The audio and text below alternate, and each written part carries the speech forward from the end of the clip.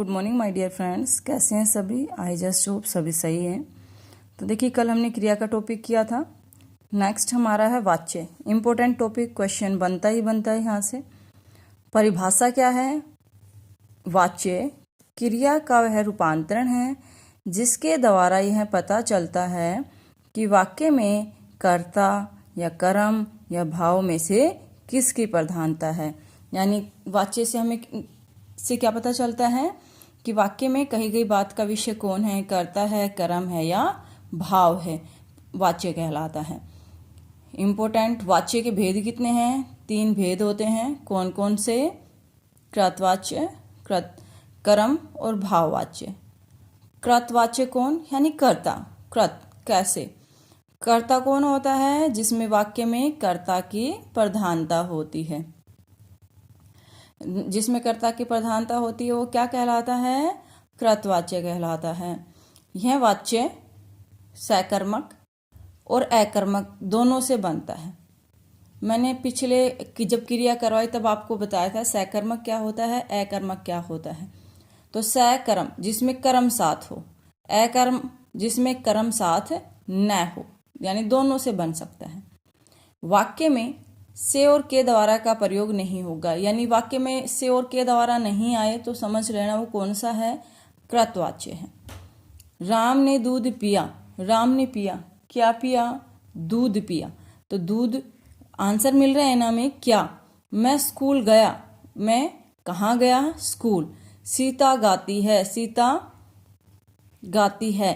तो ये देखिए, इनमें कहीं पर आपको से और के द्वारा दिख रहा है? नहीं दिख रहा। तो ये कौन सा हो जाएगा? ये कृतवाच्य हो जाएगा। ठीक है। जैसे राम हंसता है, सीता रोती है, जिसमें अकर्मक, जो पीछे हम सारे जो एग्जाम्पल किए थे सकर्मक और अकर्मक के, वो क्या होते हैं? सब कृतवाच्य होते हैं। लेकिन वाक्य में से और के द्वारा नहीं होना चाहिए, ये पहचान है इसकी। सेकंड जो है कर्मवाच्य। कर्मवाच्य क्या होता है? वाक्य में कर्म की प्रधानता होती है। किसकी प्रधानता होती है? वाक्य में कर्म की। अब इसमें ओनली देखिए, ऊपर तो दोनों में दोनों क्रिया थी, सकर्मक और अकर्मक, लेकिन इसमें सिर्फ सकर्मक क्रिया होगी और वाक्य में से और के द्वारा का प्रयोग होगा। अब देखिए, थोड़ा सा ध्यान देने है। लेख लिखा गया, इसमें सिर्फ कर्म है, कर्ता नहीं है। लेख लिखा गया, क्या लिखा गया? लेख। पढ़ी गई क्या? पुस्तक। यानी सिर्फ कर्म भी आ रहा है तो कर्मवाच्य। या मोहन के द्वारा पुस्तक पढ़ी जाती है। ऊपर जो आपने जैसे राम पुस्तक पढ़ता है, हमने ये लिख लिया, राम पुस्तक पढ़ता है, तो राम क्या हो जाएगा? मतलब कि राम के द्वारा, राम तो सब्जेक्ट हो गया। राम पढ़ता है, क्या पढ़ता है? पुस्तक पढ़ता है। जिनका क्या करने पर आंसर मिल जाए वो क्या होगा? सकर्मक क्रिया में आता है ना। तो ऐसे कर्मवाच्य जिसमें से और के द्वारा आ जाए, भाववाच्य जिसमें भाव की प्रधानता हो।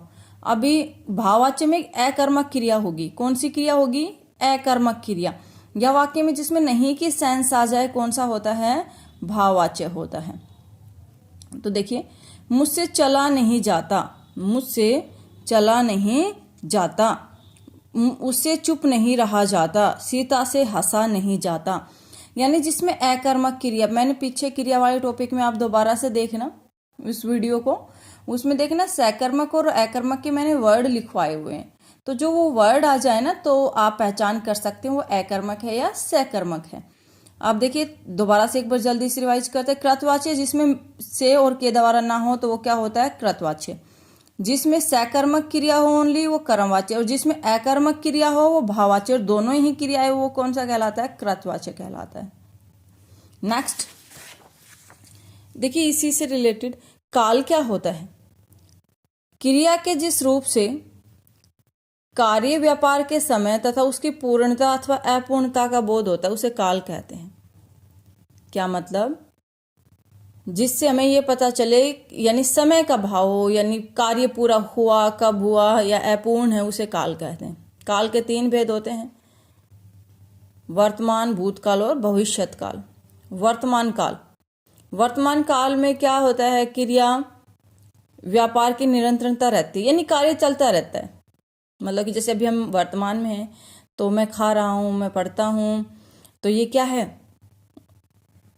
अब देखिए, अब वर्तमान काल के भी कितने भेद हैं? 5। तो देखिए ये एस्टैट में यहाँ से क्वेश्चन बनता है।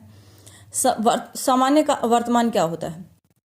5 भेद है, याद रखना अच्छे से। सामान्य वर्तमान, सामान्य मतलब कि स्थिति अभी कैसी है, वह पढ़ता है। तात्कालिक यानी वह पढ़ता है, वो तो सामान्य स्थिति हो गई, पढ़ता है आ गया तो वर्तमान। तात्कालिक यानी वो क्या कर रहा है लगातार, वह पढ़ रहा है, नहीं पता कब से पढ़ रहा है लेकिन पढ़ रहा है। पूर्ण वर्तमान यानी पूर्ण हो चुका है काम, वह पढ़ चुका है। संदिग्ध यानी पता नहीं हमें, वह पढ़ता होगा। संभाव्य स्थिति हमें पता लगानी, यानी संभावना जब हम करते तो वह पढ़ता हो, मे भी वो पढ़ता हो, ना पढ़ता हो। तो क्या ये कितने भेद हो गए? 5 भेद हो गए। भूतकाल, भूतकाल में क्रिया व्यापार की समाप्ति का बोध होता है, यानी क्रिया समाप्त जिसमें हो जाती है, गई, गया, खा लिया। तो ये सब किस में आता है? जैसे होगी, थी जैसे वर्ड आ जाए तो वो कौन सा होगा? भूतकाल। जैसे सामान्य भूत क्या होता है, इसके भी कितने भेद है? 6। और वर्तमान काल के 5 भेद थे, भूतकाल के 6 भेद है। कौन से? सामान्य भूतकाल। सीता गई यानी सीता चली गई। आसन भूत, सीता गई है यानी आसन अभी गई है। पूर्ण यानी काम हो चुका है, सीता गई थी। अपूर्ण, सीता जा रही थी यानी अभी मतलब कि पहुंची नहीं है, काम कंप्लीट नहीं हुआ है लेकिन सीता जा रही थी। संदिग्ध, सीता गई होगी, कंफर्म नहीं है लेकिन गई होगी। और हेतु, हेतु मदभूत, सीता जाती, क्रिया होने वाली थी पर हुई नहीं, सीता जाती, उसको कुछ काम आ गया होगा, शायद वो नहीं गई, तो जाती हो लेकिन नहीं गई। तो कौन सा हो जाएगा? भूतकाल। और ये देखिए ऑप्शन में आते हैं, एक सेंटेंस दे दिया कि इनमें से कौन सा है, तो अच्छे से एग्जाम्पल से इनको समझना, अच्छे से प्रिपेयर करना नोट्स। नेक्स्ट, भविष्यत काल। भविष्यत काल क्या होता है? भविष्य में होने वाली क्रिया का बोध भविष्यत काल में होता है, भविष्य में जो क्रिया होगी।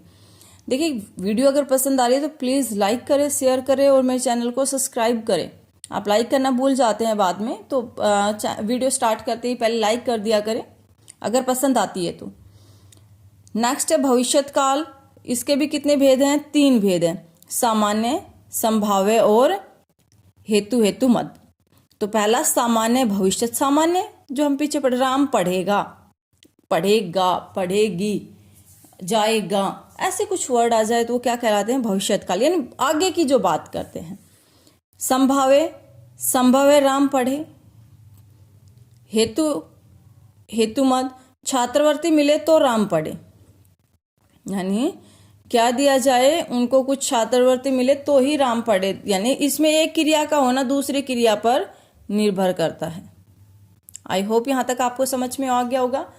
तो हमने वाच्य का टॉपिक किया है। वाच्य के 3 भेद होते हैं, कर्मवाच्य, कर्तावाच्य, कृत या कर्तावाच्य, कर्मवाच्य और भाववाच्य। जिसमें दोनों क्रियाएं हो वो कर्तावाच्य कहलाता है, और जिसमें सकर्मक क्रिया हो और से के द्वारा का प्रयोग हो वो कर्मवाच्य, जिसमें अकर्मक क्रिया और से और के द्वारा का प्रयोग हो वो क्या कहलाती है? भाववाच्य। ऐसे ही काल के 3 भेद होते हैं, वर्तमान जो चल रहा है, भूतकाल जो बीत गया, भविष्यत काल जो आएगा। तो इनके पॉइंट जो दिए हुए ना, भेद जो दिए हुए हैं, उनको अच्छे से करना आप। Thank you class, have a nice day. I hope आपको क्लास पसंद आई होगी। अगर पसंद आई हो तो आपको क्या करना है, मेरे चैनल को सब्सक्राइब करना है, लाइक करना है और अपने फ्रेंड्स के फैमिली के साथ शेयर करना है। Thank you class.